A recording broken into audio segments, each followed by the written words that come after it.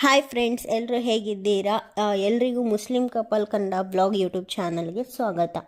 So ನಾವು usually ಹೆಣ್ಮಕ್ಳು ಏನು ಮಾಡಿರ್ತೀವಿ, ಅರ್ಧ ತರಕಾರಿನ ಈ ಕಡೆ ಎಸೆಯೋಕ್ಕೂ ಆಗದೆ, ಅಡುಗೆಗೂ ಹಾಕೋಕ್ಕೂ ಆಗದೆ, ನಾಳೆ ಬರುತ್ತೆ ಅಂತ ಹೇಳಿ ಫ್ರಿಜ್ಜಲ್ಲಿ ಬಂಗಾರ ಥರ ಜೋಪಾನ ಮಾಡಿ ಇಟ್ಟಿರ್ತೀವಿ ಅಲ್ವಾ? ಸೊ ನಾನು ಅಷ್ಟೇ.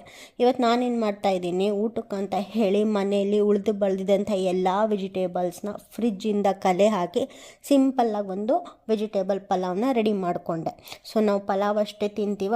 ಇಲ್ಲ, ಅದಕ್ಕೆ ಏನಾದರೂ ನಮಗೆ ನೆಂಚ್ಕೊಳ್ಳೋಕೆ ಬೇಕೇ ಬೇಕು. ಸೊ ಅದಕ್ಕೆ ನಾನಿಲ್ಲಿ ಫಿಶ್ ಸುಕ್ಕನ ರೆಡಿ ಮಾಡ್ತಿದ್ದೀನಿ. ನಾವು ಯಾವ ಥರ ಚಿಕನ್ ಸುಕ್ಕನ ಮಾಡ್ತೀವಲ್ವ, ಸೊ ಅದೇ ಥರ ನಾನು ಇವತ್ತು ಫಿಶ್ ಸುಕ್ಕ ಅಂತ ಟ್ರೈ ಮಾಡಿದೆ.